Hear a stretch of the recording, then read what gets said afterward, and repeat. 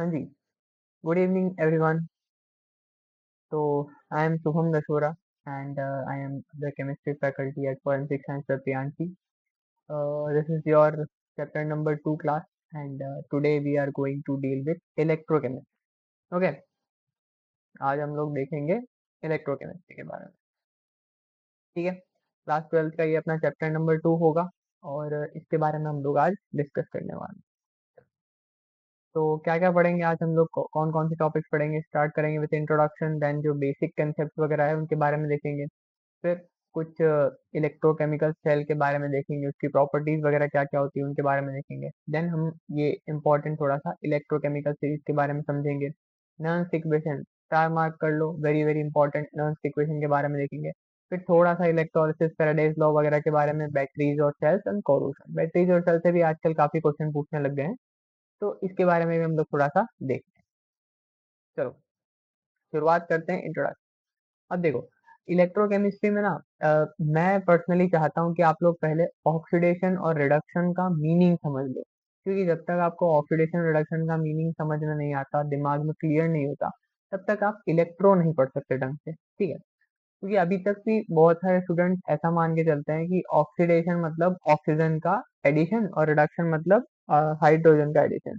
ये काफी हद तक ठीक भी था, लेकिन बाद में चल के जब हम ऐसे मॉलिक्यूल्स का ऑक्सीडेशन रिडक्शन पढ़ते हैं जिनका हाइड्रोजन और ऑक्सीजन से कोई लेना देना ही नहीं है, तब उसमें आपको दिक्कत हो जाएगी। तो एक बार क्लियर डेफिनेशन समझ लेते हैं कि ऑक्सीडेशन और रिडक्शन एक्चुअली में होता क्या है। तो देखो, एक तो आपको पता ही है कि कॉम्बिनेशन ऑफ ऑक्सीजन, अगर किसी भी रिएक्शन में किसी सबस्ट्रेट के अंदर ऑक्सीजन की इंसर्शन कर रहे हो तो उसको ऑक्सीडेशन बोल सकते हो। साथ ही रिमूवल ऑफ हाइड्रोजन, अगर किसी से हाइड्रोजन निकल रहा है तो वो भी ऑक्सीडेशन कहलाए। ठीक है, फिर बहुत सारी अलग अलग तरीके से डेफिनेशन होती है। आपको एक मेजर डेफिनेशन है, वो ये वाली है, इंक्रीज इन ऑक्सीडेशन नंबर। अगर किसी भी मेटल की रिएक्शन हो रही है और उसमें अगर पॉजिटिव चार्ज या फिर उसका जो ऑक्सीडेशन नंबर है उसमें पॉजिटिव में वैल्यू इंक्रीज हो रही है, तो हम क्लियरली बोल सकते हैं कि ये ऑक्सीडेशन है। फॉर एग्जाम्पल, एक छोटी सी रिएक्शन लेता हूं मैं। Sn+2 से अगर कोई Sn+4 में जा रहा है, ठीक है, कहाँ से कहाँ जा रहा है? Sn+2 से Sn+4 में अगर कोई जा रहा है, तो मैं बोल सकता हूँ कि इसके अंदर जो पॉजिटिव चार्ज है वो क्या हो रहा है? इंक्रीज हो रहा है। तो इसके अंदर क्या हो रही होगी? ऑक्सीडेशन हो रही होगी। ठीक है, ऐसे ही रिडक्शन में क्या होगा? तो रिमूवल ऑफ ऑक्सीजन।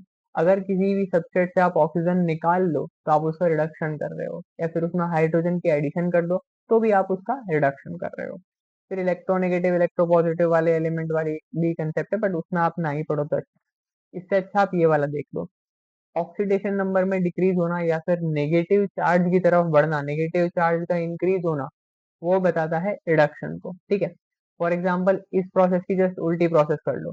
अगर 10+4 से +2 में जा रहा होता तो हम क्या बोलते हैं? उसका रिडक्शन हो रहा होगा। ऑक्सीडेशन मतलब होता है इलेक्ट्रॉनों को लूज करना, रिडक्शन मतलब होता है इलेक्ट्रॉनों को गेन करना। That is it. इसके अलावा कोई चीज आपको ध्यान रखने की आवश्यकता नहीं है ऑक्सीडेशन और रिडक्शन में। नेक्स्ट टॉपिक से डील करते हैं विच इज इलेक्ट्रोकेमिकल सेल। अब देखो, इलेक्ट्रोकेमिकल सेल एक्चुअली करता क्या है, होता क्या है? इलेक्ट्रोकेमिकल सेल का काम होता है, हमारे पास जो केमिकल्स हैं उनके अंदर जो एनर्जी छिपी हुई है उसको यूज करना और उसको ट्रांसफॉर्म करना किसके अंदर? इलेक्ट्रिकल एनर्जी के अंदर। ठीक है, तो ये क्या करेगा? केमिकल एनर्जी को किस में ट्रांसफॉर्म करेगा? Electrical energy. अब ये जादू से इलेक्ट्रिसिटी पैदा तो कर नहीं सकता, क्योंकि वो लॉ है कि एनर्जी को क्रिएट और डिस्ट्रॉय नहीं किया जा सकता। ठीक है, तो ये क्या करेगा? केमिकल एनर्जी को ट्रांसफॉर्म कर देगा इलेक्ट्रिकल एनर्जी में। अब इसको हम गैल्वेनिक सेल या वोल्टेइक सेल के नाम से भी जानते हैं, क्योंकि इन दोनों साइंटिस्ट ने इन लोगों को इसको बनाया। ठीक है, अब देखो, एक वर्ड आता है यहाँ पे, इलेक्ट्रोड पोटेंशियल और स्टैंडर्ड इलेक्ट्रोड पोटेंशियल। इसका क्या मीनिंग होता है वो थोड़ा हमको समझने की जरूरत है। तो देखो, अ, जैसे मेरे पास एक इलेक्ट्रोड प्रेजेंट है, ठीक है, और इसके आसपास क्या होगा? कुछ ना कुछ इलेक्ट्रोलाइट भी प्रेजेंट होगा। तो इन दोनों के बीच में जो पोटेंशियल डेवलप होता है उसी को हम लोग क्या बोलते हैं? Electrode potential. ठीक है, अब ये जब हम स्टैंडर्ड कंडीशन में रहते हैं, स्टैंडर्ड कंडीशन मतलब टेम्परेचर 25 डिग्री सेल्सियस हो गया, है ना, प्रेशर 1 atm हो गया, बाकी सारी चीजें भी एकदम स्टैंडर्डाइज करके लेते हैं, तब उसी को हम क्या बोल देते हैं? Standard electrode potential. ठीक है, अब अ, आजकल क्या हो गया, IUPAC ने ऐसे सेट रूल को सेट कर दिया है। तो वो बोलती है कि आप लोग जो स्टैंडर्ड इलेक्ट्रॉन पोटेंशियल है उसको आप लोग रिडक्शन की टर्म्स में ही बोलोगे। ठीक है, हम लोग दोनों तरीके से बोल सकते थे। हम चाहते तो स्टैंडर्ड ऑक्सीडेशन पोटेंशियल भी बोल सकते थे, स्टैंडर्ड रिडक्शन पोटेंशियल भी बोल सकते थे। तो आईयूपीएससी ने बोला नहीं, आपको अब क्या करना है, स्टैंडर्ड रिडक्शन पोटेंशियल की टर्म्स में ही बात करनी है। ठीक है, तो जब हम इलेक्ट्रोकेमिकल सीरीज बनाएंगे तो वो भी स्टैंडर्ड रिडक्शन पोटेंशियल के टर्म्स में ही होगी। इसका मतलब हम लोगों को इलेक्ट्रॉन पकड़वा रहे हैं, ये लो साहब इलेक्ट्रॉन एक्सेप्ट करो। फिर हम उनका बिहेवियर चेक करेंगे।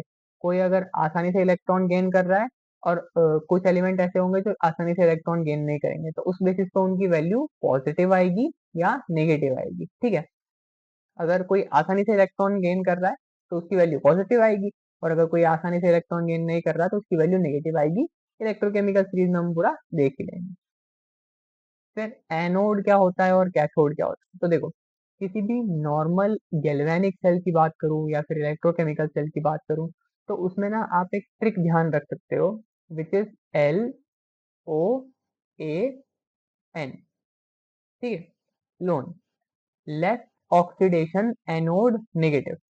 लेफ्ट साइड में क्या होगा, ऑक्सीडेशन होगा। ऑक्सीडेशन जिसपे होगा वो चीज कहाँ पे होगी, तो वो एनोड कहलाएगी, और एनोड वाला नेगेटिव टर्मिनल बनेगा। ठीक है, ध्यान में रखना है, LOAN इस मेथड का आप यूज कर सकते हो, मैं हर बार क्लासेस में सिखाता ही हूँ ये। ठीक है, तो इसको आप ध्यान में रख सकते हो। अब कोई दिक्कत नहीं आनी है। एनोड पे क्या होगा, तो एनोड पे क्या होता है, हमेशा ऑक्सीडेशन होता है। ठीक है, और कैथोड पे क्या होगा, कैथोड पे क्या होगा, हमेशा रिडक्शन। एनोड पे पोटेंशियल कैसा रहेगा, तो मैंने सिखाया नेगेटिव, तो वो नेगेटिव पोटेंशियल रहेगा। कैथोड पे पोटेंशियल कैसा रहेगा, तो वो पॉजिटिव पोटेंशियल रहेगा। अब आपके मन में दिमाग में सवाल आ सकता है, सर एनोड पे नेगेटिव पोटेंशियल कैसे हो गया। तो मैंने बोला देखो, एनोड पे क्या होता है, ऑक्सीडेशन। ऑक्सीडेशन में क्या होता है, इलेक्ट्रॉनों का रिमूवल होता है। इलेक्ट्रॉन जहां पे निकलेंगे वहीं पे तो नेगेटिव चार्ज आएगा।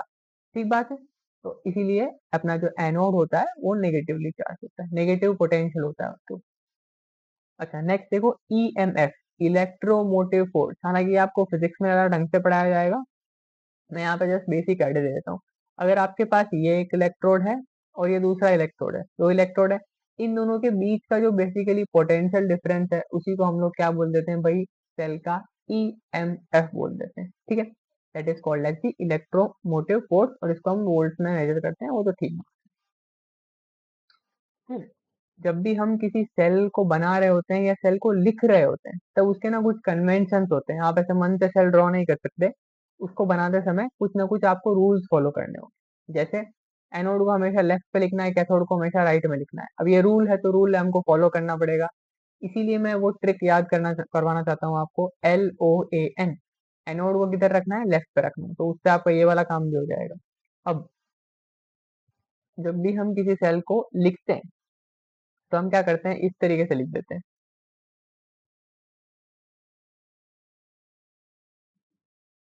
ठीक है, तो जो भी हमारे रिएक्टेंट्स हैं या फिर जो डिफरेंट डिफरेंट टाइप के मेटल सॉल्ट हैं, उनके बीच में हम लोग क्या करते हैं, इस तरीके की एक वर्टिकल लाइन लगाते हैं। हो सकता है यहाँ पे कोई इलेक्ट्रोलाइट भी आ जाए, इलेक्ट्रोड का सॉल्यूशन भी आ जाए, कुछ भी आ जाए। और दूसरा फिर हम ये डबल मार्क कब लगाते हैं, ये रिप्रेजेंट करता है अपने सॉल्ट ब्रिज को। ठीक है, तो ये डबल वर्टिकल लाइन कब लगाएंगे, जब हमारा सॉल्ट ब्रिज आ जाएगा। फिर दूसरी तरफ वाला, तो ये राइट साइड और लेफ्ट साइड को रिप्रेजेंट कर देता है। ठीक है, तो इस पूरी कन्वेंशन के हिसाब से हम लोग सेल का EMF, या फिर जिसको E ऑफ सेल भी लिखा जाता है, दिस थिंग, ये भी एग्जाम का डायरेक्ट क्वेश्चन है कि ई सेल निकाल के बता दो मुझे। तो ई सेल हम लोग इसी तरीके से निकालते हैं, तो E of right minus E of left. अब E ऑफ राइट का मीनिंग क्या है, राइट पे कौन होता है, मैंने सिखाया है, लेफ्ट पे एनोड होगा तो राइट पे क्या होगा, कैथोड। तो E of cathode minus E of anode भी इसको लिखा जा सकता है, E ऑफ कैथोड।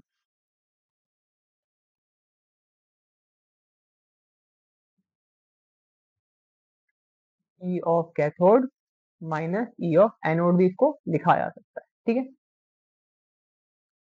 अच्छा, नेक्स्ट है अपना गैल्वेनिक सेल। गैल्वेनिक सेल क्या होता है, ये बेसिकली एक इलेक्ट्रोकेमिकल सेल ही है। बस इसमें हम लोगों ने एक गैल्वेनिक सेल में हम लोग एक रेडॉक्स रिएक्शन कराते हैं, और उसको हम लोग उसकी एनर्जी को यूज करके इलेक्ट्रिकल वर्क में उसको काम मिलते हैं। छोटे छोटे हम लोग इससे डिवाइसेस चला सकते हैं। अब इसमें भी एक अच्छा सा एग्जाम्पल आता है जो आपके लिए बहुत ज्यादा इंपॉर्टेंट है, विच इज डैनियल सेल। ठीक है। डेनियल सेल ना एक जिंक कॉपर का सेल होता है। Zn और Cu इन दोनों के बीच में एक सेल बना हुआ होता है, जिसमें जिंक क्या काम करता है, तो जिंक इलेक्ट्रॉनों को लूज करने का काम करता है। ठीक है। कॉपर क्या काम करता है, तो कॉपर इलेक्ट्रॉनों को गेन करने का काम करता है। ठीक है। तो इन दोनों की जब रिएक्शन कराते हैं, रेडॉक्स रिएक्शन कराते हैं, तब उससे हमको लगभग लगभग 1.10 वोल्ट का पोटेंशियल जनरेट कर देता है, क्योंकि छोटी मोटी इलेक्ट्रिकल चीजों को, जैसे घड़ी वगैरह हो गया, या नॉर्मल छोटा मोटा घड़ी का सेल चार्ज वगैरह करना हो गया, तो उससे हम लोग इसको कर सकते हैं।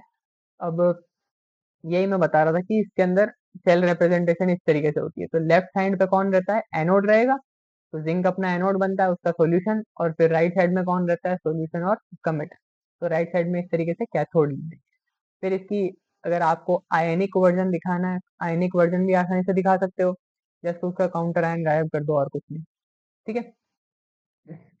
अ, फिर क्या है, इसमें ना बहुत बार ऐसे ऐसे क्वेश्चन पूछ लेता है, अ, जो बिल्कुल सिंपल सी चीजें हैं, बट आपको याद नहीं आती एकदम से। तो एक बार तो पहले आप ये याद रखो कि लेफ्ट साइड पे कौन रहता है, राइट साइड पे कौन रहता है। लेफ्ट साइड पे कौन रहेगा, एनोड रहेगा, राइट साइड पे कौन रहेगा, कैथोड रहेगा। इलेक्ट्रॉन का मूवमेंट कहाँ से कहाँ होगा, ये आपके दिमाग में क्लियर होना चाहिए। तो मैंने क्या बताया, ऑक्सीडेशन कहाँ होगा, एनोड पे। तो इलेक्ट्रॉन का मूवमेंट कहाँ होगा, फ्रॉम लेफ्ट टू राइट। ध्यान में रखना, लेफ्ट साइड से राइट साइड में जाके इलेक्ट्रॉन घूमेगा। इलेक्ट्रॉन का मूवमेंट कहाँ से कहाँ होगा, फ्रॉम एनोड टू कैथोड। यहाँ पर एनोड कौन है, जिंक। कैथोड कौन है, कॉपर। इलेक्ट्रॉन का मूवमेंट कहाँ से कहाँ होगा भाई, from zinc to copper electron. Clear है। अब वो क्वेश्चन घुमा के ऐसे पूछ लेगा, बताओ करंट का मूवमेंट कहाँ से कहाँ होगा। करंट का मूवमेंट इलेक्ट्रॉनों के मूवमेंट के जस्ट ऑपोजिट डायरेक्शन में होता है, पढ़ाया होगा। तो उसका मूवमेंट कहाँ से हो जाएगा, फ्रॉम कॉपर टू जिंक। ठीक है। Current flows from copper to zinc. और ऐसे ही कैथोड एनोड की टर्म में भी लिख सकते हो, तो कैथोड से एनोड की तरफ क्या बहता है, करंट बहता है। और अपना जो इलेक्ट्रॉन का मूवमेंट है वो कहाँ से कहाँ होता है, एनोड टू कैथोड की तरफ। फिर ये एक रिवर्सिबल सेल, तो इसको हम लोग बार बार यूज करते हैं। ये इसका डायग्राम है, इसका डायग्राम भी थोड़ा सा इंपॉर्टेंट है। ये रहा आपका ऑक्सीडेशन हाफ सेल, ये आपका रिडक्शन हाफ सेल। यहाँ से जिंक से इलेक्ट्रॉन निकलते हैं, इलेक्ट्रॉन इस पे जाते हैं, ये एमीटर हमको रीडिंग शो कर देता है। और फिर ये कैथोड पे चले जाते हैं, तो कॉपर आयन जो है वो इसको गेन करके यहाँ पे डिपॉजिट होना चालू कर देते हैं। तो इनिशियली हम इतनी सी कॉपर की स्ट्रिप डालते हैं, फिर जैसे ही इसकी की होती है यहाँ पे लगी हुई, उसको प्रेस करते हैं, तो हमको एक छोटी सी स्ट्रिप के ऊपर बहुत सारा कॉपर डिपॉजिट हुआ हुआ मिल जाता है। तो यही इसका रोल है। बहुत अच्छा है एक्सपेरिमेंट, जब हम प्रैक्टिकली करके देखते हैं तो हमको फिर समझ में आता है कि अच्छा ऐसा सही में हो भी जाता है। बाकी ऐसे थ्योरेटिकली तो बस समझ लो तो समझ लो। ठीक है। ओके। तो अपना सीयूईटी यूजी एडमिशन मार्गदर्शन, ये एक प्रोग्राम है जो कि टीम फॉरेंसिक साइंस और प्रियांशी आप लोगों के लिए लेके आए हैं। इसमें आपको कंप्लीट एकेडमिक प्रेप, जैसे सभी लोग आप लोग प्रेपरेशन करते ही हो एग्जाम्स के लिए, तो उसमें तो आपको हेल्प हम लोग करेंगे ही। हम लोग आपको कंप्लीट मॉक टेस्ट प्रोवाइड कराएंगे। ठीक है। उसके साथ साथ आपको लीडरशिप बोर्ड होगा, ताकि आप अपने फेलो स्टूडेंट के साथ कहाँ पे स्टैंड कर रहे हैं वो भी आपको देखने को मिल जाएगा। फिर नोट्स वगैरह डीपीपी आपको रेगुलरली मिलते रहेगी। फिर साथ ही साथ पीवाईक्यू जो ऑलरेडी क्वेश्चंस पूछे जा चुके हैं, एक्सपर्ट फैकल्टी हम लोगों के आपको रिकॉर्डेड लेक्चर्स मिलेंगे, जिसमें हम लोग आपको चैप्टर वाइज पीवाईक्यू सॉल्व कराते हुए दिखेंगे, ताकि आपको एक टीचर कैसे अप्रोच करता है क्वेश्चन को वो आपको देखने को मिल जाएगा उसमें, तो आपको क्लियर हो जाएगा। फिर आपने पूरा मेहनत किया, एग्जाम एग्जाम सब क्लियर कर लिया, लेकिन दिक्कत उसके बाद भी खत्म नहीं होती। उसके बाद आपका रियल बैटल चालू होता है, जब आप कॉलेजेस ढूंढने जाते हो। ठीक है। काउंसलिंग का प्रोसेस होती है, उसमें बहुत सारे स्टूडेंट्स को दिक्कत आती है डॉक्यूमेंट वेरिफिकेशन के टाइम पे, पर्सनलाइज कॉलेज ढूंढने के टाइम पे कि मेरे लिए कौन सा कॉलेज ठीक रहेगा। तो इस प्रोग्राम के थ्रू हम लोग आपको वो सारी चीजें प्रोवाइड करेंगे, उसमें आपकी पूरी हेल्प की जाएगी। ठीक है।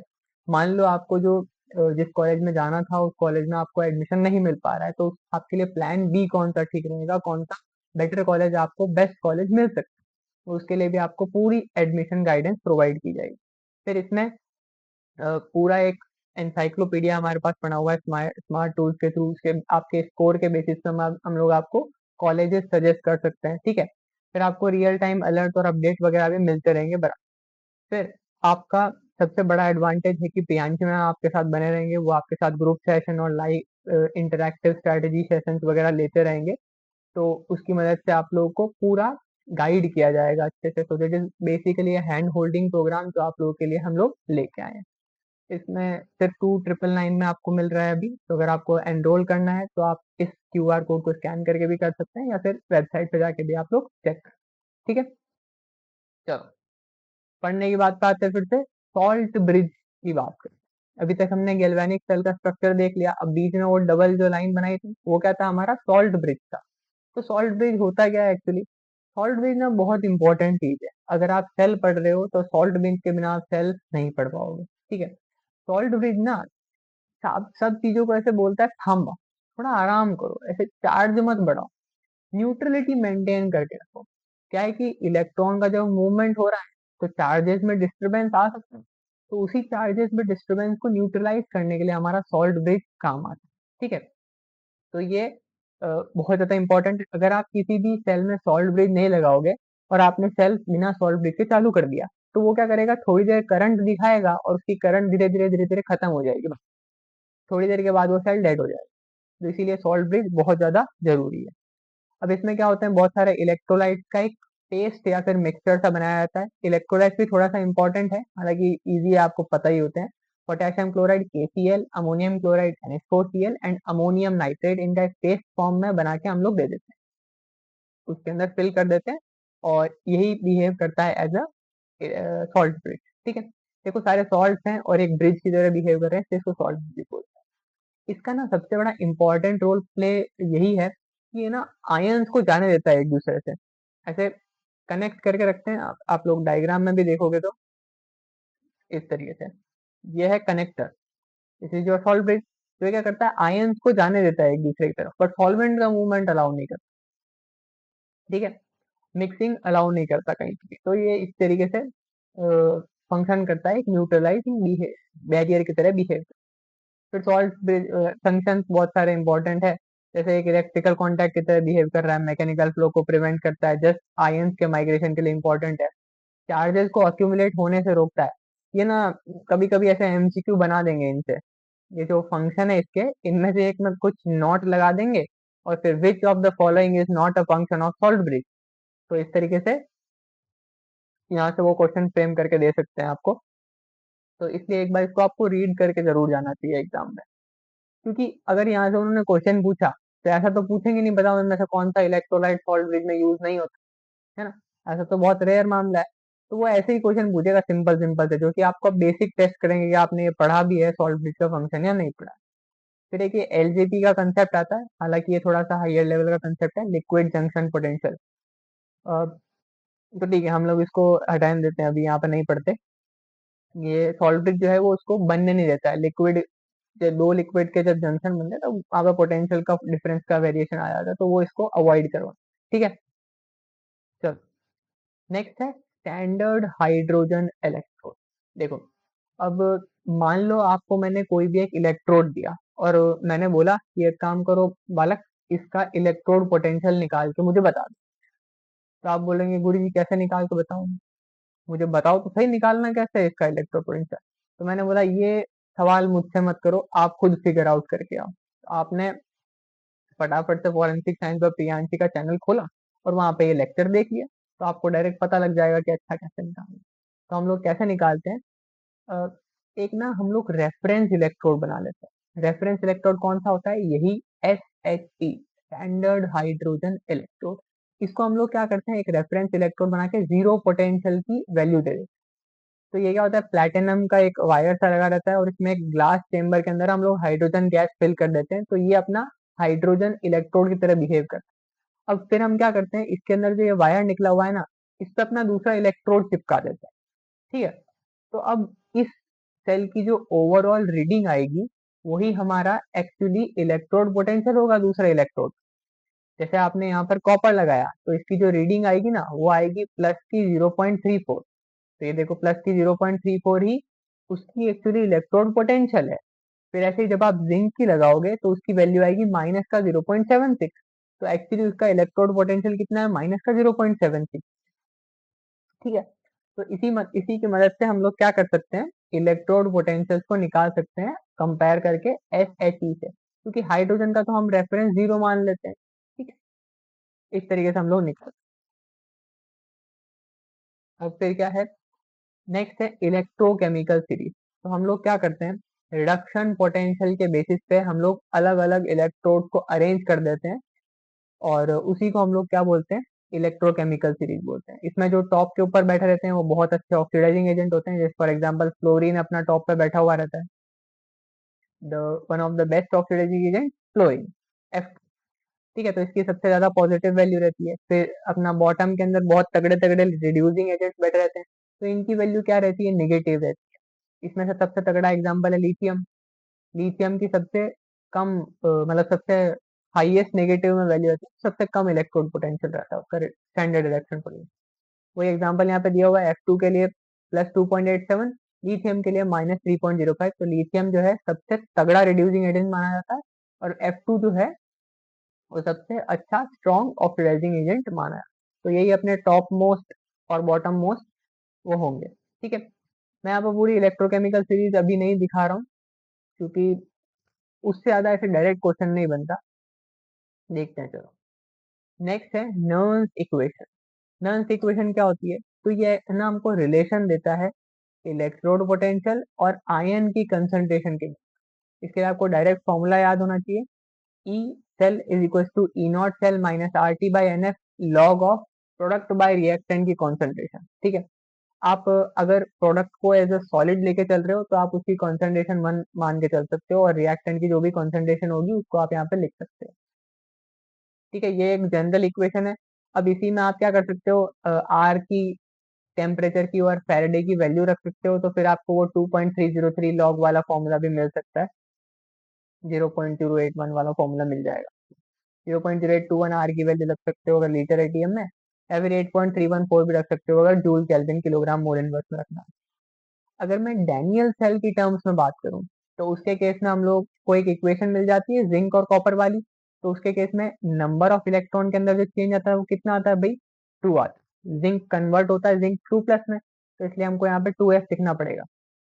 फिर इसी को हम लोग जब सॉल्व करते हैं तो हमारे को फाइनल इक्वेशन ये मिल जाती है। वही मैंने बताया था, प्रोडक्ट बाय रिएक्टेंट करना है, तो E cell is equal to E naught cell minus R T by N F, R T by 2f हो गया। और एल को हम लोग लिख सकते हैं जिंक बाय कॉपर, क्योंकि प्रोडक्ट बाय रिएक्टेंट लिखना होगा।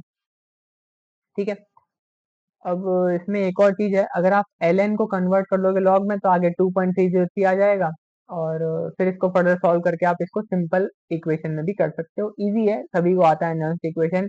अगर एग्जाम में क्वेश्चन भी आता है तो डायरेक्ट फॉर्मूला बेस्ड क्वेश्चन आता है, डायरेक्ट कर लेते हो आप। फिर कुछ इंपॉर्टेंट रिलेशंस हैं जो कि आपको पता होने चाहिए।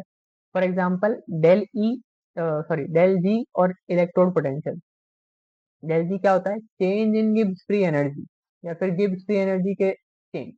तो उसकी डायरेक्ट आपको फॉर्मूला ध्यान होना चाहिए, delta G is equal to minus N F E. ये पूछा हुआ है कि इन दोनों के बीच में करेक्ट रिलेशन कौन सा, यही एग्जाम में डायरेक्ट पूछ दिया। तो उन लोगों ने अलग अलग साइंस लगा के दे दिए, जैसे कभी कभी इसको नीचे रख दिया, इधर फॉर्मूला हटा दिया, कभी पॉजिटिव साइन कर दिया, तो वो आपको ध्यान में रखना है, इधर नेगेटिव साइन होता है। ठीक है, अगर स्टैंडर्ड कंडीशन में बात करें तो del G naught is equal to minus N F E naught. फिर एक और ये इंपॉर्टेंट रिलेशन है, इक्विलिब्रियम कांस्टेंट का रिलेशन कैसा होता है इसके साथ। ठीक है, तो इक्विलिब्रियम कांस्टेंट की अगर मैं बात करूँ तो उसका relation E naught cell is equal to 2.303 R T by N F into log K C, ये इसका रिलेशन होता है। बेसिकली ये ना नर्न्स इक्वेशन से ही आया है। हमको पता है इक्विलिब्रियम पे क्या होता है ना, ई सेल की वैल्यू जीरो हो जाती है। तो अगर आप इस इक्वेशन में ई सेल की वैल्यू जीरो पुट कर दोगे ना, तो आपको यही फॉर्मूला मिल जाएगा। के सी की वैल्यू वही होती है, प्रोडक्ट बाय रिएक्टेंट। तो ये फॉर्मूले में चेंज किया है थोड़ा सा बस, और डायरेक्ट इसको बना दिया। ठीक है, तो के इक्विलिब्रियम के साथ अगर कोई रिलेशन पूछ ले तो वो भी नर्न्स इक्वेशन से डायरेक्ट निकल जाता है। फिर नेक्स्ट अपन टॉपिक पे आ जाते हैं, conductance of electrolytic solution, again a very very important topic. इसमें अंदर ना पहले मैं आपको थोड़ी थोड़ी टर्म सिखा देता हूँ जो कि इंपॉर्टेंट है, एग्जाम में डायरेक्ट पूछ सकता है। सबसे पहले रेजिस्टेंस, या सब चीजें आप लोग फिजिक्स में पढ़ते ही हो हालांकि, लेकिन फिर भी थोड़ा सा मैं बता देता हूँ आपको।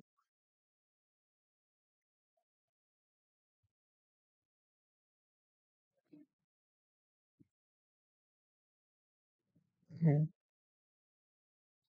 तो रेजिस्टेंस क्या होता है, रेजिस्टेंस वही होता है जब करंट फ्लो हो रहा होगा, ठीक है, इलेक्ट्रॉन का मूवमेंट हो रहा होगा, करंट फ्लो हो रहा होगा कहीं पे, तो अगर उस करंट के पास में कोई भी ऑब्स्ट्रक्शन आ रहा है तो वही क्या कहलाता है, रेजिस्टेंस कहलाता है। अभी इसके बाकी सारी डिटेल्स तो आप लोग फिजिक्स में ही पढ़ते हो, इसका फॉर्मूला जरूर मैं बता देता हूँ। इसका फॉर्मूला होता है R is equal to rho into L by A. ये एल क्या है, लेंथ, ए क्या है, एरिया, रो क्या है, रेजिस्टिविटी, ठीक है।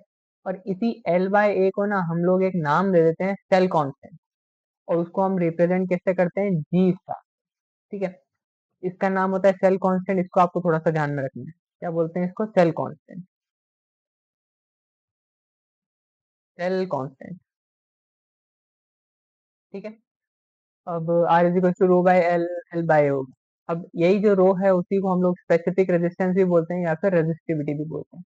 रेजिस्टिविटी और रेजिस्टेंस बराबर कम होंगे जब एल भी वन हो जाएगा और ए भी वन हो जाएगा, तो यही डेफिनेशन भी होती है रेजिस्टिविटी की, कि वो रेजिस्टेंस जो 1 सेंटीमीटर क्यूब का मेटल आयन और 1 एरिया का मेटल आयन या 1 सेंटीमीटर का ऐसे मेटल वायर देता है, वही अपनी रेजिस्टिविटी दी होती है, ठीक है। आर इज इक्वल टू रो बराबर हो जाएगा अगर दोनों की वैल्यू वन वन हो। फिर नेक्स्ट कंडक्टेंस क्या होता है, तो कंडक्टेंस रेजिस्टेंस का जस्ट उल्टा होता है। रेजिस्टेंस की यूनिट क्या होती है, तो रेजिस्टेंस की यूनिट ओम होती है या फिर साइमन्स होती है, ठीक है। अब साइमन इनवर्स होती है, सॉरी, क्योंकि ओम और साइमन इनवर्स रिलेशन रखते हैं, तो साइमन इनवर्स या फिर ओम होती है। ऐसे ही कंडक्टेंस की यूनिट क्या होती है, तो कंडक्टेंस की यूनिट होती है ओम इनवर्स या फिर साइमन, इसको दोनों को लिख सकते हैं हम लोग। तो कंडक्टेंस रेजिस्टेंस का जस्ट अपना उल्टा होता है, ठीक है।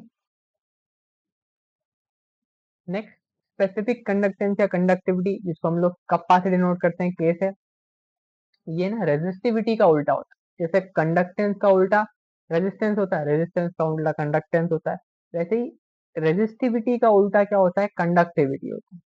इसी को हम लोग क्या बोल देते हैं, कंडक्टिविटी बोल देते हैं, कापा से इसको डिनोट करते हैं। तो इसकी वैल्यू 1/r इंटू 1 L/A होती है।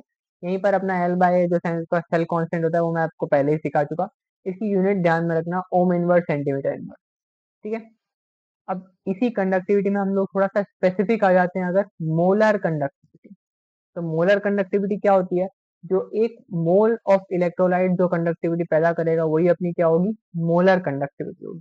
तो lambda M is equal to kappa by C. ये सी क्या है, तो सी इज द कॉन्सेंट्रेशन, ठीक है।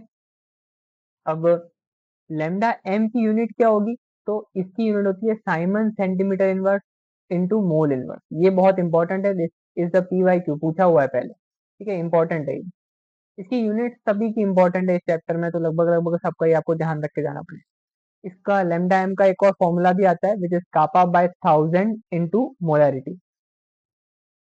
ये फॉर्मूला एक बार डायरेक्ट पूछा हुआ था पिछले एग्जाम्स में, और ये फॉर्मूला आपको इन जनरल याद भी होना चाहिए। देखो ये फॉर्मूला तो सभी लोग याद करके जाते हैं, लेकिन इस फॉर्मूले में यूनिट्स ना सारी कैंसिल आउट हो जाती है, इसलिए ये फॉर्मूला भी अपने आप में एक इंडिविजुअल इंपॉर्टेंट है थोड़ा। फिर जो अपनी कंडक्टिविटी है और मोलर कंडक्टिविटी, उसका डाइल्यूशन के साथ, या फिर डाइल्यूशन से अच्छा बोलूँ तो कॉन्सेंट्रेशन के साथ वेरिएशन किस तरीके से आता है ना, क्या वो कॉन्सेंट्रेशन इंक्रीज करने पे डिक्रीज होगी या डिक्रीज करने पे इंक्रीज होगी, या क्या सीन रहेगा, तो वो अपन थोड़ा सा यहाँ पे डिस्कस कर लेते हैं। इस पे भी क्वेश्चंस पूछे गए हैं पहले आराम से। देखो, कंडक्टिविटी हमेशा डिक्रीज करेगी अगर आप कॉन्सेंट्रेशन डिक्रीज करोगे। ऐसा क्यों होता है भाई, क्योंकि जो आयन्स हैं जो कि एक्चुअली कंडक्टेंस शो कर रहे हैं वो ही खत्म हो रहे हैं, नंबर ऑफ आयन्स ही कम हो गए, तो कंडक्टिविटी का पक्का कम होना ही था। तो conductivity will decrease if you dilute it, या फिर कॉन्सेंट्रेशन डिक्रीज करने पर कंडक्टिविटी क्या होगी भाई, डिक्रीज होगी, ठीक है। मोलर कंडक्टिविटी में थोड़ा सा उल्टा चलता है। जैसे जैसे आप कंडक्ट कॉन्सेंट्रेशन को डिक्रीज कर रहे हो, डाइल्यूशन को इंक्रीज कर रहे हो, वैसे वैसे लेमडा एम या फिर मोलर कंडक्टिविटी क्या करती है भाई, इंक्रीज करती है, ठीक है। क्योंकि आप ना वॉल्यूम बढ़ा देते हो, और वॉल्यूम कहाँ आता है, इधर नीचे आता है। तो लेमडा एम के इनवर्सली प्रोपोर्शनल है वॉल्यूम, तो उस चक्कर में लेमडा एम बढ़ने लग जाता है। माना कि number of ions per unit volume थोड़े से कम हो रहे हैं, बट ये वॉल्यूम वाला फैक्टर ना कंपेंसेट कर देता है, तो उस वजह से मोलर कंडक्टिविटी ओवरऑल क्या करती है, पक्का ही इंक्रीज करती है, ठीक है। अब जब ये कॉन्सेंट्रेशन लगभग लगभग जीरो हो जाए, मतलब आपने अथाह डाइल्यूट कर दिया है, डाइल्यूट ही डाइल्यूट करे ही जा रहे हो, करे जा रहे हो, रुक ही नहीं पा रहे हो, तो उस केस पे जो अपनी मोलर कंडक्टिविटी की वैल्यू होगी वो क्या कहलाएगी, लैम्डा एम नॉट या फिर लिमिटिंग मोलर कंडक्टिविटी कहलाएगी। नेक्स्ट अपने को टॉपिक पढ़ना है which is Kohlrausch law. Again very important पूछा हुआ है क्वेश्चन, और ये बहुत सिंपल सा फॉर्मूला है। ये बोलता है कि जब तुम किसी की भी लिमिटिंग मोलर कंडक्टिविटी निकालना चाहते हो, तो तुम क्या करो, उसके जितने भी आयंस बन रहे हैं ना, उनकी इंडिविजुअल लिमिटिंग मोलर कंडक्टिविटी निकाल लो, तो तुम्हें टोटल मिल जाएगी। तो ये तो हमको पहले से ही पता था, है ना। इसकी अगर हमको निकालनी है कंडक्टिविटी, तो हम इसके आयंस की कंडक्टिविटी निकाल लेंगे, तो हम करके हमको टोटल मिल जाएगा। तो बस ये यही बोलता है, और कुछ नहीं बोलता। ठीक है। अब इसमें एक अल्फा वाला फॉर्मूला भी होता है, इसमें एक डिसोसिएशन कांस्टेंट वाला फॉर्मूला भी होता है, वो आपको थोड़ा सा ध्यान रखें। अल्फा क्या होता है, अल्फा होता है डिग्री ऑफ डिसोसिएशन। तो अल्फा की वैल्यू आती है lambda M upon lambda M naught. ठीक है, molar conductivity divided by molar conductivity at infinite value. यहीं पे हम लोग के की वैल्यू भी निकालते हैं, के इज द डिसोसिएशन कांस्टेंट। ठीक है, अल्फा क्या है, डिग्री ऑफ डिसोसिएशन, के क्या है, डिसोसिएशन कांस्टेंट। तो के का फॉर्मूला आता है C alpha square upon 1 - alpha. ठीक है, तो इसी में आप वैल्यू पुट कर देते हो और एक आपको ये अलग से फॉर्मूला मिल जाता है। रट के चलना चाहते हो तो चले जाना, हो सकता है कभी डायरेक्ट क्वेश्चन आ जाए तो आ जाए, बाकी इसका अभी तक क्वेश्चन नहीं पूछा गया। फिर नेक्स्ट अपन आ जाते हैं इलेक्ट्रोलिसिस पे। इस पे ना कोलरॉस लॉ पे एक आधा न्यूमेरिकल फेमस है इसी एसिटिक एसिड का ही। तो उसको आप लोग करके देख सकते हो, वैसे तो वो बहुत सिंपल है, सभी लोग उसको डायरेक्ट कर सकते हैं। यही न्यूमेरिकल भी यही आता है उसी के बेसिस पे, सोडियम एसिटेट HCl NaCl। तो इसमें आपको प्लस माइनस करके फाइनल वैल्यू निकालनी होती है, 370 के लगभग वो वैल्यू आती है। मैं जब भी क्लास में कराता हूँ ऑप्शन नहीं देता हूँ, तो भी बच्चों को याद रहता है कि 370 वैल्यू। चलो, नेक्स्ट है अपना इलेक्ट्रोलिसिस। इलेक्ट्रोलिसिस क्या होता है, अभी हम लोग क्या करा रहे थे इलेक्ट्रोकेमिकल सेल में, हम लोग बाहर से इलेक्ट्रिसिटी नहीं देते, हम लोग रिएक्शन की इलेक्ट्रिसिटी या फिर रिएक्शन की एनर्जी को यूज करके इलेक्ट्रिसिटी को बना रहे थे, है ना। Chemical energy to electrical energy कर रहे थे। अब इलेक्ट्रोलिसिस में इसका जस्ट उल्टा होता है। हम लोग क्या करते हैं, बाहर से इलेक्ट्रिसिटी का सोर्स लेके आते हैं और उससे कोई केमिकल रिएक्शन कराने की कोशिश करते हैं, तो वो अपना क्या कहलाती है, इलेक्ट्रोलिसिस कहलाती है। अब इसके अंदर हम लोग एक एग्जांपल लेते हैं, इसमें उसी के सॉल्वेंट में कॉपर सल्फेट के सॉल्यूशन में उसको ले लेंगे। अब इसमें क्या होता है, एक जो अपना कॉपर सल्फेट है ना, वो उसके अंदर जो कॉपर आयन प्रेजेंट हो गए वो इलेक्ट्रॉनों को लेने लग जाते हैं बाहर की इलेक्ट्रिसिटी से, और वो डिपॉजिट होना चालू कर देते हैं। ठीक है, तो कैथोड पे क्या होगा, कॉपर प्लस आयन इलेक्ट्रॉनों को एक्सेप्ट करेंगे और कॉपर में कन्वर्ट हो जाएंगे, कॉपर डिपॉजिट होना चालू होगा। एनोड पे क्या होगा, एनोड भी अपना कॉपर ही है, तो कॉपर कन्वर्ट होना चालू हो जाएगा कॉपर प्लस टू में। तो एक तरफ से घटता जाता है वेट, दूसरी तरफ डिपॉजिशन होना चालू कर देते हैं। तो इस तरीके से हम लोग प्यूरिफाई कर देते हैं कॉपर को। ये इम्प्योर कॉपर है, इसकी हमने एक छोटी सी कॉपर स्ट्रिप के साथ इलेक्ट्रोलिसिस कर दी, बीच में कॉपर सल्फेट का सॉल्यूशन भर दिया और की को प्रेस कर दिया, बाहर से कंडक्ट करंट देने लग गए। तो यहाँ से क्या होगा, धीरे धीरे धीरे धीरे आयंस में वो टूटता जाएगा और यहाँ पर वो डिपॉजिट होता रहेगा। तो इस तरीके से हम इम्प्योर कॉपर से प्योर कॉपर बना लेते हैं। यही हम लोग इंडस्ट्री में करते भी हैं, जब भी हम इंडस्ट्री पे लेवल पे प्योरिफिकेशन करते हैं तब इलेक्ट्रोलिटिक मेथड बोलते हैं। Next, Faraday's law. तो फैराडेज के दो लॉ होते हैं। पहला होता है normal, Q is equal to I T. भाई जितना आप करंट पास करोगे, मतलब जितना भी क्वांटिटी ऑफ केमिकल रिएक्शन या फिर जितना भी अमाउंट डिपोजिशन होना है, वो डायरेक्टली डिपेंड करेगा कितने टाइम के लिए आपने कितनी करंट पास करी है। तो Q is equal to I T. Second क्या है, अगर आपने अलग अलग इलेक्ट्रोलाइट पे सेम क्वांटिटी की इलेक्ट्रिसिटी से पास किया है, तो जो प्रोडक्ट का फॉर्मेशन होगा वो उनके मॉलिक्यूलर वेट के डायरेक्टली प्रोपोर्शनल होगा।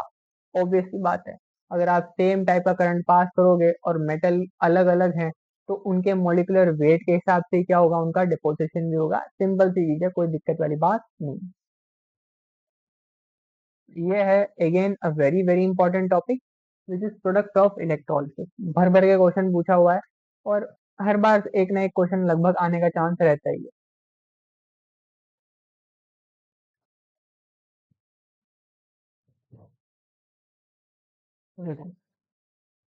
हमको ना अलग अलग सॉल्यूशंस की इलेक्ट्रोलिसिस पढ़नी है इसमें, और उसके प्रोडक्ट क्या बनेंगे वो हमको सीखना है। तो आपको ये याद करके जाना चाहिए, क्योंकि ये बार बार एग्जाम में लगभग दे ही रहा है। सबसे पहले इलेक्ट्रोलिसिस ऑफ मॉल्टन NaCl सॉल्यूशन। ध्यान रखो, मॉल्टन NaCl का मतलब है पानी नहीं है, नो वाटर, पानी है ही नहीं यहाँ पे। और जब पानी नहीं है तो H प्लस नहीं है, H2O है ही नहीं। तो इसलिए यहाँ पे क्या होगा, सोडियम प्लस जो है वो रिड्यूस हो जाएगा कैथोड पे, क्लोरीन माइनस जो है ऑक्सीडाइज हो जाएगी एनोड पे। तो क्लोरीन माइनस किस में कन्वर्ट हो जाएगी, Cl2 में, और Na प्लस किस में कन्वर्ट हो जाएगा, Na में। तो कैथोड पे क्या डिपॉजिट हो जाएगा, अपना कैथोड पे सोडियम, और एनोड पे क्या हो जाएगी, क्लोरीन गैस इवॉल्व हो जाएगी। ध्यान में रखना इसको।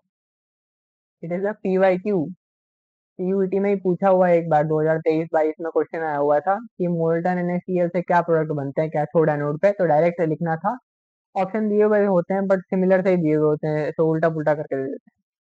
फिर अगर आपने गलती से एक्वस NaCl ले लिया तो यहाँ पे ना दिक्कत हो जाती है। यहाँ पे हमको NaOH, क्लोरीन और हाइड्रोजन मिलते हैं, सोडियम का नामो निशान नहीं मिलता। ठीक है, तो ऐसा क्यों होता है? तो देखो, एनोड और कैथोड पे एक्चुअली प्रोसेस क्या हो रही होगी। एनोड पे क्या होता है, इलेक्ट्रॉनों को देना होता है। तो एनोड पे तो क्लोरीन जाके बोलता है कि भैया मैं बैठा हूँ, अभी आपके पिताश्री बैठे हुए हैं, तो मैं ही जाके इलेक्ट्रॉन डोनेट करूंगा। तो क्लोरीन इलेक्ट्रॉन डोनेट कर देता है एनोड पे, कोई दिक्कत नहीं आती। ठीक है, लेकिन जब इलेक्ट्रॉन एक्सेप्ट करने की बारी आती है तो बोल, दो चीजें हैं, दो दावेदार हैं, पहला है सोडियम प्लस, दूसरा है H प्लस। तो इन दोनों में क्या होता है, कंपटीशन होता है। अब कंपटीशन है तो भाई जीतेगा कौन, कौन डिसाइड करेगा, तो ये ई नॉट डिसाइड करेगा। जिसकी ई नॉट की वैल्यू जितनी ज्यादा पॉजिटिव होगी वो उतना ही ज्यादा प्रेफर किया जाएगा। तो हम लोग देखते हैं, ई नॉट की वैल्यू सोडियम के लिए है -2.71 और H प्लस के लिए है 0। दोनों में ज्यादा पॉजिटिव वैल्यू कौन सी है, ये वाली। तो इसलिए हम ये वाली रिएक्शन प्रेफर कराते हैं, और एक्चुअली में हम लोग प्रेफर नहीं कराते, वो वैसे ही होती है।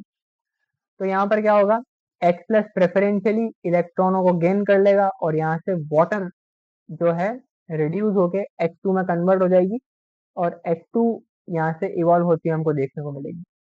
Na प्लस एज सच पड़ा रह जाएगा।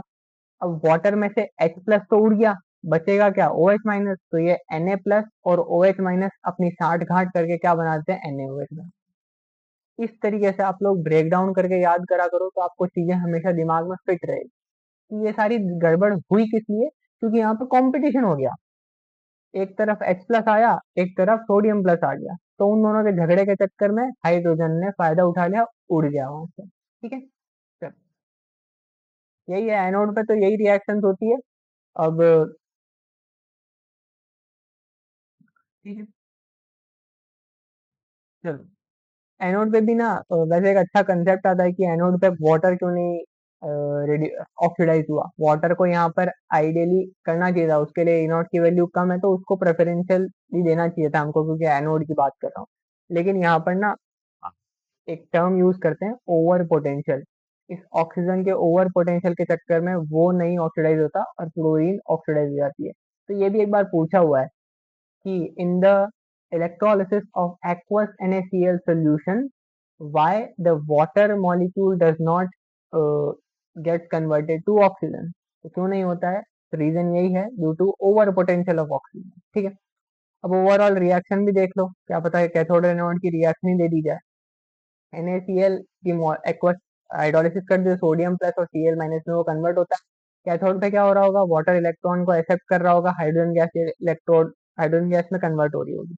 एनोड पे Cl माइनस कन्वर्ट हो रहा होगा Cl2 गैस में।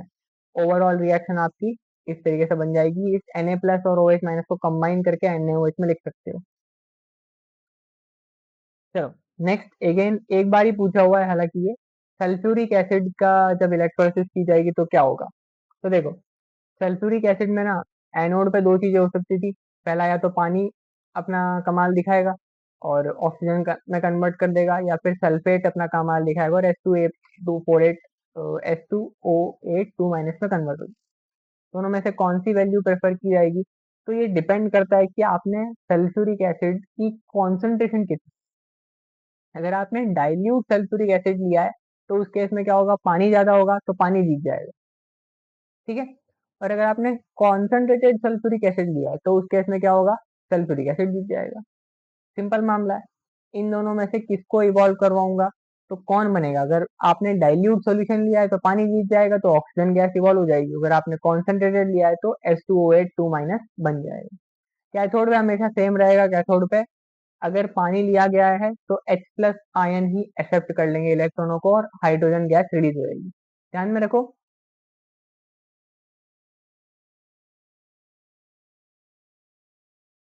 अब जब अपना जो वाटर है वो क्या करेगा, इलेक्ट्रॉन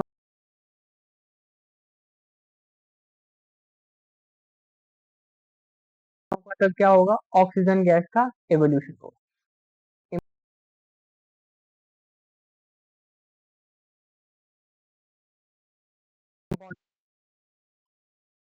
लास्ट अपना टॉपिक पे आ गए हैं विच इज बैटरीज।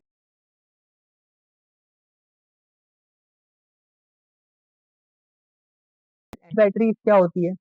तो प्राइमरी बैटरीज वो होती है जिनको बार बार रिचार्ज नहीं कर सकते आप। एक बार चला लिया अपना काम, बस खत्म हो गई, वो कुछ टाइम के बाद खत्म हो जाएगी। ठीक है, थोड़े टाइम के बाद वो खत्म हो जाएगी, फिर आप उसको रिचार्ज बार बार नहीं कर सकते। इसके एग्जाम्पल है जैसे ड्राई सेल हो गया, मरकरी सेल हो गया, इस तरीके से। ड्राई सेल को आप लोग एक वो छोटा सा आता है ना, लेक्लैंसी सेल भी बोलते हैं। इसके अंदर भी इसकी जो स्पेसिफिकेशन है वो बार बार पूछी जाती है, तो आपको अच्छे से ध्यान में रखते जाना है।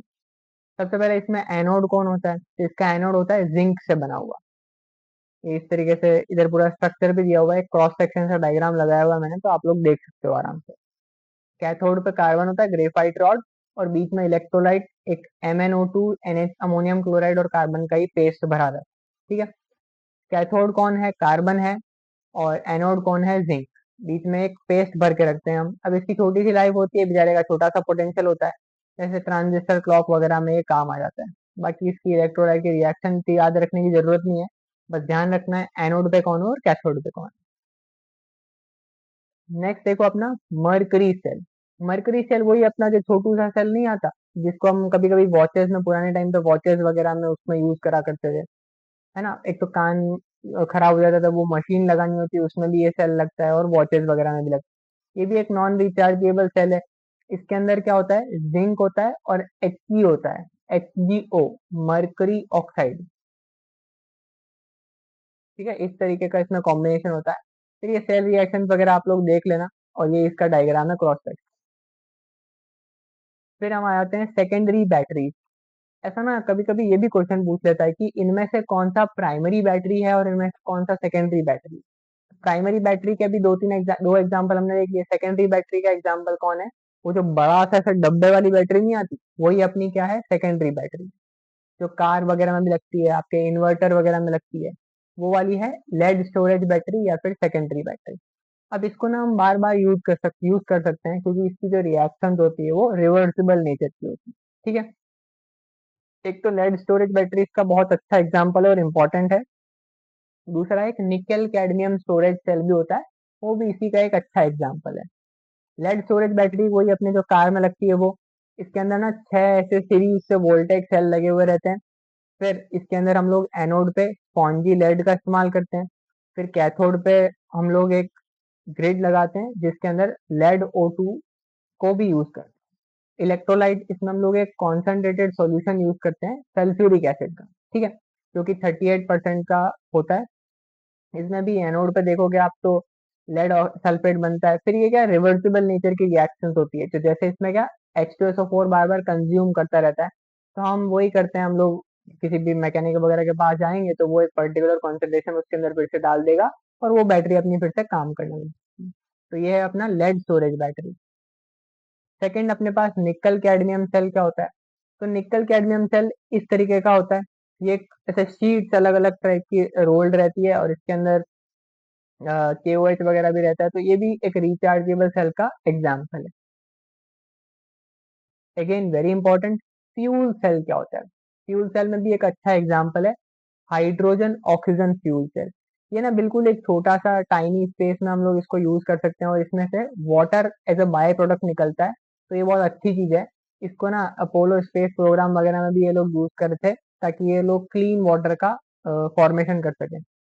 यहाँ पे एनोड पे क्या होता है, इस तरीके से हम लोग को पानी मिल जाता है और कैथोड पे ऑक्सीजन जो है वो OH माइनस में कन्वर्ट हो जाता है, तो net reaction hydrogen oxygen combine करके वाटर बना। लास्ट टॉपिक अपना कोरोजन। कोरोजन क्या होता है, तो देखो जो अपना मेटल है वो क्या, अगर आप एनवायरनमेंट में ऐसे ही छोड़ दोगे ना तो वो थोड़े टाइम बाद आपको मिलेगा नहीं। क्यों? क्योंकि वो रिएक्ट कर लेता है एटमॉस्फेरिक ऑक्सीजन और मॉइस्चर वगैरह वगैरह से, और वो अपने ऑक्साइड्स में कन्वर्ट हो जाता है मेटल। तो उसी चक्कर में वो टार्निश होने लग जाता है। तो एग्जाम्पल वही है, बहुत सारे रस्टिंग ऑफ आयरन है, सिल्वर का टार्निशिंग है, या फिर अपना कॉपर और ब्रोंज के ऊपर जो क्रीम कलर की कोटिंग आ जाती है। ये सारे ही किसके एग्जाम्पल्स हैं? कोरोजन के एग्जाम्पल। ठीक है। अब इसके ना बेसिकली एक अपना लेट्स सपोज आयरन की बात करूं मैं, तो जब आयरन का कोरोजन हो रहा होता है तो वहां पर ना एक सेल डेवलप होता है, एक इलेक्ट्रोकेमिकल सेल डेवलप होता है। उसमें एनोड क्या होता है, कैथोड क्या होता है, ये अपने आप में ही एक क्वेश्चन था जो पहले पूछा जाता था बहुत सार, और आजकल इन्होंने बंद कर दिया, तो हो सकता है वापस यहीं से क्वेश्चन पूछ ले। तो एनोड पे यहाँ पे प्योर आयरन रहता है और कैथोड पे अपना इम्प्योर सरफेस जो होता है वो रहता है। तो ऑक्सीडेशन किसका हो जाता है? आयरन का, वो अपनी Fe+ में कन्वर्ट हो जाएगा, और रिडक्शन कौन करेगा? O2। ठीक है। तो O2 रिड्यूस करके वाटर वगैरह बना देता है, तो वो पूरा कोरोड कर देता है, इसको Fe2O3 में कन्वर्ट कर देता है। अगर आपको कोई बोल दे कि बताओ भाई, ये जो कोरोजन है इसको फेवर कौन कौन सी चीजें करती है, तो अगर यहाँ पे कहीं इम्प्योरिटी हुई या अगर बहुत मॉइस्चर इन्वायरमेंट हुआ, इस तरीके की चीजें क्या करती है? कोरोजन को प्रमोट करती है। ये भी एक बार पूछा हुआ है एग्जाम में कि इनमें से कौन सी चीजें कोरोजन को प्रमोट नहीं करेगी। अब कोरोजन प्रिवेंट कैसे करूं, तो बहुत सारे तरीके हैं। पहला है सेक्रीफिशियल प्रोटेक्शन। अगर आपको बचना है तो किसी दूर दूसरे को उड़ा दो, तो हम क्या करते हैं, आयरन से जो सस्ते वाले मेटल्स है थोड़े से, उनके ऊपर उनको बिठा देते हैं पहले। For example magnesium, zinc, tin वगैरह हो गया, इनको पहले लगा देते हैं ताकि पहले वो टूटे, आयरन अपना बचा रह जाए। दूसरा, गैल्वेनाइजेशन। आप क्या करो, जिंक जैसे मेटल्स के साथ इसके ऊपर ना पहले कोटिंग करवा दो। ठीक है। तो जिंक क्या करेगा, जिंक खुद अपने हाइड्रोक्साइड्स में कन्वर्ट हो जाएगा या कार्बोनेट्स में कन्वर्ट हो जाएगा, तो वो एक प्रोटेक्टिव लेयर्स ही बना लेगा। तो वो क्या करेगी, आयरन तक मॉइस्चर को पहुंचने नहीं देगी। फिर एक इलेक्ट्रिकल प्रोटेक्शन और होती है, जिसमें हम लोग इनको इलेक्ट्रिकली कनेक्ट कर सकते हैं। तो जैसे रेलवे पटरी वगैरह होती है ना, तो उसमें हम लोग यही काम करते हैं। अपना जो रेल के ट्रैक्स हैं, क्योंकि वो मेटल आयरन आयरन के बने हुए हैं, तो उनके पास पास में से बड़े बड़े गड्ढे करते हैं और उसके अंदर इन मेटल्स के बड़े बड़े ब्लॉक रख देते हैं और उसको इलेक्ट्रिकली कन्वर्ट कनेक्ट कर देते हैं। तो जो भी इलेक्ट्रॉन आयरन के पास जाता है वो एक्चुअली इनके पास चला जाता है, और फिर ये खुद रिड्यूस हो जाते हैं और आयरन अपना बचा हुआ है। और फिर लास्ट सॉल्यूशन है एंटी सॉल्यूशन, जैसे एल्कलाइन क्रोमेट या एल्कलाइन फॉस्फेट वगैरह यूज कर लो। तो ये क्या करेंगे, आयरन की सरफेस पे जाके पहले एक थोड़ी सी लेयर टाइप की बना लेंगे आयरन फॉस्फेट की, तो वो क्या करेगी, फर्दर रस्टिंग को प्रिवेंट कर देगी। ओके। तो हम लोग क्वेश्चन देख लेते हैं जो कि थोड़े बहुत इंपॉर्टेंट है आप लोगों के लिए, जो PYQs वगैरह भी हैं तो आए हुए हैं एग्जाम। इसमें आप लोगों को मर्करी सेल के बारे में पूछा हुआ है। तो देखो, मर्करी सेल कंबर्शन की एनर्जी को एक इलेक्ट्रिकल एनर्जी में कन्वर्ट कर रहा है। ऐसा कब से होने लग गया? मर्करी सेल में कोई कंबशन वगैरह तो होता नहीं है, इसका मतलब ए ऑप्शन तो इनकरेक्ट है। तो यहीं से आपको डायरेक्ट आंसर मिल जाएगा। अगर ए ऑप्शन इनकरेक्ट है, इसका मतलब सिर्फ एक ही ऑप्शन करेक्ट होता है, which is option number D. C और डी स्टेटमेंट। तो सीयूईटी में इतने सिंपल सिंपल टाइप के क्वेश्चन भी देता है, इससे अगर आपको एक ऑप्शन बताओ तो भी आप करेक्ट आंसर दे सकते हो। फिर नेक्स्ट क्वेश्चन क्या बोल रहा है, ये भी 2025 का ही है। देखो, galvanic cell behave as an electrolytic cell कब बिहेव करेगा? तो देखो, इलेक्ट्रोलाइटिक सेल में क्या होता है, बाहर से इलेक्ट्रिसिटी दी जाती है, तो उस केस में एक्सटर्नल इलेक्ट्रिसिटी जो है, एक्सटर्नल ई जो है वो इंटरनल ई सेल से ज्यादा होना चाहिए था। तो अपना यहाँ से सी ऑप्शन जो है वो करेक्ट हो जाना चाहिए। ठीक है। ऑटोमोबाइल्स और इन्वर्टर्स वगैरह में कौन सी सेल यूज होती है, तो मैंने आपको बताया है, सेकेंडरी बैटरी बोलते हैं जिसको। उसका बेस्ट एग्जांपल कौन सा होता है? अपना लेड स्टोरेज सेल। ये भी PYQ है।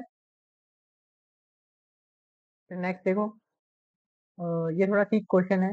The quantity of charge required to obtain 2 mole of Mn+2 from MnO4 minus. तो देखो, इलेक्ट्रॉनों का चेंज काउंट करो। Mn+2 से Mn+7, इसका मतलब 5 इलेक्ट्रॉन, और कितने मोल हैं? 2 मोल है, तो 5 × 2 कितना हो जाएगा? 10। तो टोटल चार्ज जो हो जाएगा वो 10F के बराबर है। इजी। फिर एक डायरेक्ट क्वेश्चन मैंने बोला था, पूछा हुआ है, the product form at cathode and anode respectively by electrolysis of aqueous NaCl। पानी वाला NaCl का सोल्यूशन पानी आते ही क्या बोलेगा, क्लोरीन तो अभी भी बनेगा, लेकिन Na की जगह क्या बन जाएगा, H2। कैथोड पे क्या बनेगा, H2। एनोड पे क्या बनेगा, Cl2। तो करेक्ट ऑप्शन क्या बन जाएगा, सी बन जाएगा। ठीक है, तो करेक्ट ऑप्शन यहाँ से क्या हो जाएगा, सी। दैट इज इट, इतने ही क्वेश्चन थे। और फिर से मैं आप लोगों को थोड़ा सा बता देता हूँ regarding the hand holding CUET UG मार्गदर्शन प्रोग्राम, जो कि team forensic science the Priyanshi आपके लिए लेके आए हैं। इसमें आप लोगों को कंप्लीट एकेडमिक प्रेप तो करवाएंगे ही, जो आप खुद भी करते हो, हम लोग भी आपको हेल्प करेंगे। इसमें आपको मॉक टेस्ट प्रोवाइड किया जाएगा विद लीडर बोर्ड, ताकि आप अपने फेलो कंपेटिटर्स वगैरह में देख सको कि आपका लेवल कहाँ तक है। फिर कंप्लीट PCB नोट्स तो मिलेंगे ही, साथ में DPPs मिलेगी सॉल्व वाली। फिर आपको सॉल्व PYQ लेक्चर्स वगैरह मिलेंगे, जिसमें आप लोग एक्सपर्ट फैकल्टी के द्वारा जो भी क्वेश्चन सॉल्व किए हुए हैं उनको देख सकते हो। ठीक है, फिर आपको एडमिशन के टाइम पे जो जो भी इश्यूज आते हैं उनके लिए आपको कंप्लीट एडमिशन गाइडेंस प्रोवाइड करी जाएगी। फिर आपको लिए जो आपका स्कोर आया है उसके बेसिस पे आपको ये कौन सा कॉलेज जो है वो सूटेबल है वो आपको बताया जाएगा। फिर लगभग लगभग बहुत सारे डिफरेंट फॉरेंसिक साइंस के कॉलेज है, उनमें से आपके लिए कौन सा सूटेबल है वो बताया जाएगा। फिर आपके बहुत सारे ग्रुप सेशंस भी रहेंगे मैम के साथ, जिसमें आप लोग स्ट्रैटेजीज वगैरह मैम के साथ डिस्कस कर सकते हो। इसका प्राइस ओनली है 2999। तो आप लोग को अगर एनरोल वगैरह करना है तो आप लोग इस QR कोड को स्कैन करके कर सकते हो। ठीक है, तो that is it for this lecture. Thank you so much join करने के लिए। अब हम लोग मिलेंगे अपने नेक्स्ट वाले में। That is it.